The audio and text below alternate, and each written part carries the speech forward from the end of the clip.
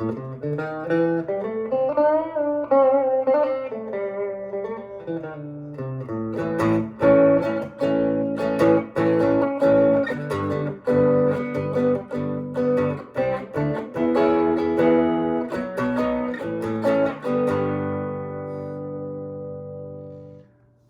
everyone, I'm Nathan, the luthier behind Richardson Guitars and Effects, and today we're here discussing our new guitar, the 3.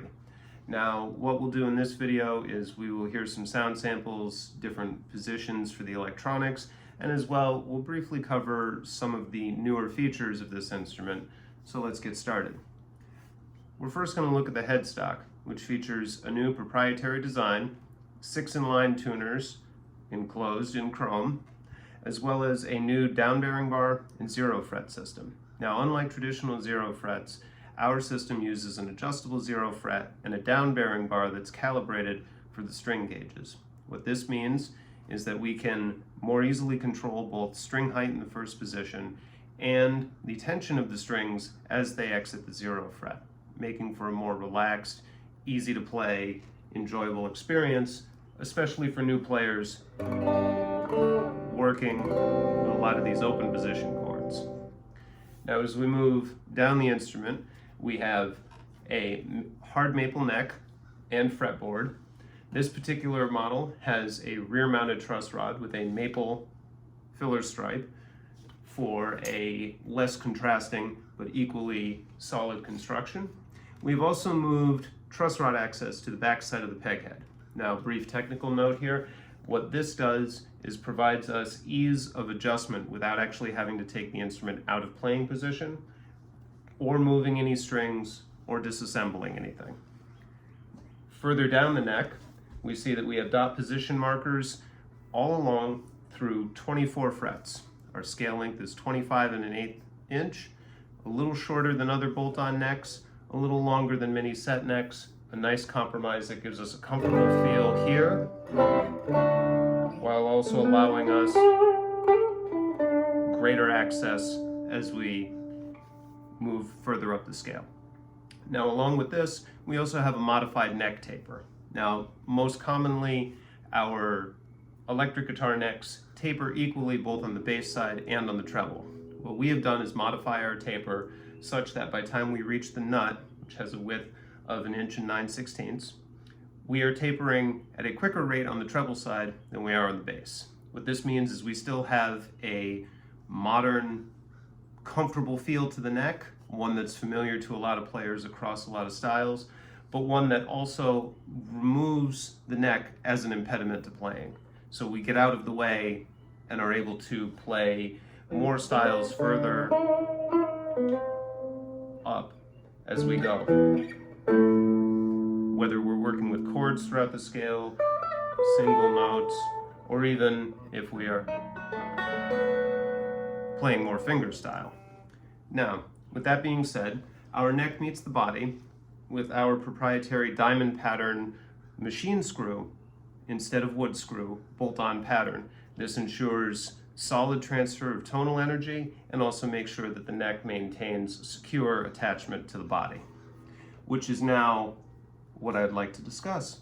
The body here we see on the 3 is our own proprietary shape. We have removed all material from the upper treble side of things to allow for uninhibited access to this upper register.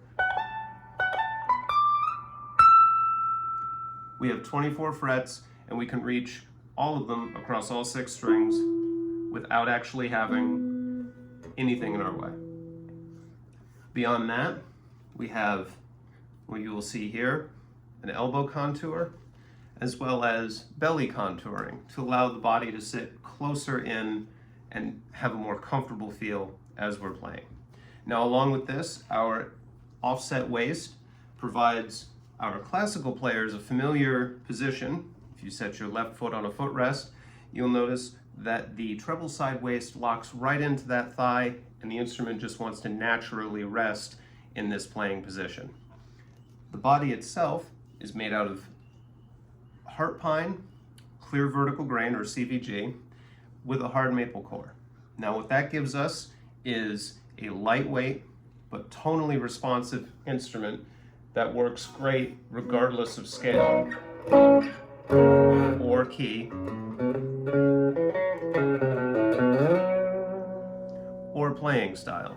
We have an instrument that in this particular instance weighs 6 pounds 3/4, roughly 12 ounces, and in that sense is much lighter than many of the other instruments on the market, but again, with semi-hollow construction, pine exterior, hard maple heart, we have a structurally sound, responsive instrument, but one that is also comfortable and easy to play. Now, we've talked briefly about the electronics. Let's take a closer look at these. You'll notice that the first thing we've gone ahead and done is remove a volume knob and replace it with a slider control. This is something that day in, day out, we all experience swiping, whether it's on phones, touch screens, etc., that we're now working in a linear fashion to control the volume instead of a rotational one. Volume swells now follow the flow of my hand as I'm strumming and picking.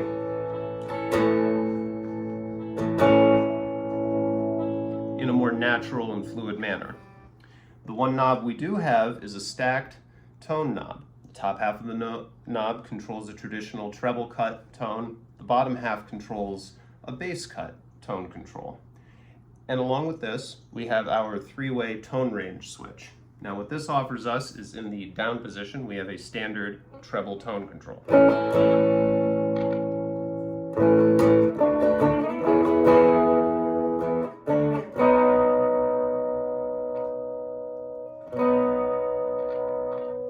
So in this, we're cutting just the top half of the signal as we would on most other tone controls. If we switch to just the middle position, we now have just a bass cut. This serves as a sort of bright switch, if you will, for the instrument. And in the rear position, we combine both the treble and the bass. So what we have here is a very mids-focused, slightly softer in volume tone. And what we can get if we work both of these circuits in tandem is something that's a bit thicker and a bit more robust in the first position. Something that's a bit brighter, maybe even a bit nasally in the middle position. And then something that's a little more mids forward in the rear. We have 3 guitar tones in one. And of course, we'll be posting additional sound samples to this effect. Now, speaking of effects, and the last thing that we should note is this mini toggle switch controls an onboard mini clean machine from Richardson Effects. Now, this clean filtered boost works first to trim the signal organically below D2 and above G6. What that gives us is this nice soft taper where we remove signal outside of what we are actually playing. We push it to the back, we highlight what we're actually playing.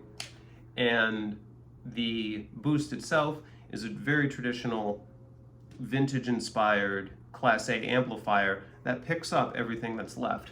So the result from what we may hear in this video is, without the boost,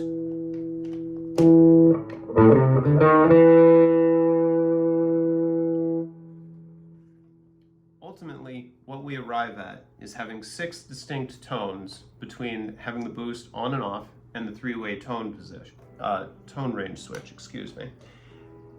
The added benefit here is that if we leave the boost on, we work in the middle position, again with our bass cut. We don't hear much of a difference. But we can bring all of our treble back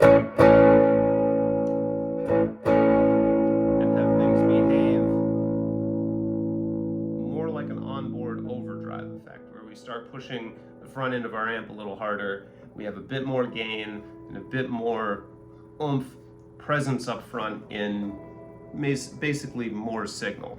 So to demonstrate a bit of that, here's the boost off. And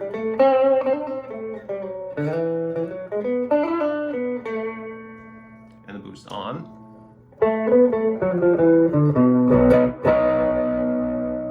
And this is Now if we throw it up into the treble, all of a sudden we're pushing that amp.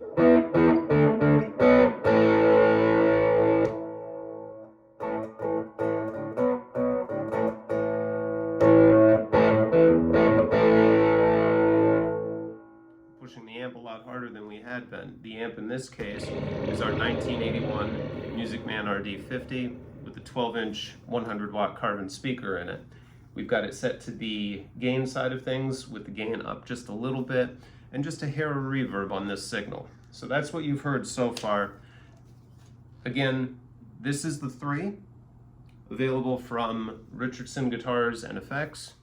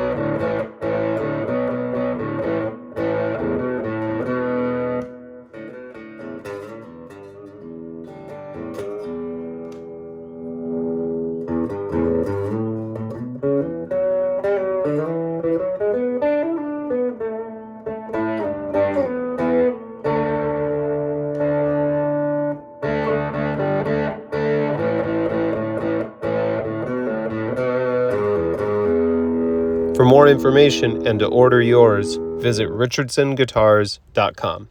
Thanks for watching.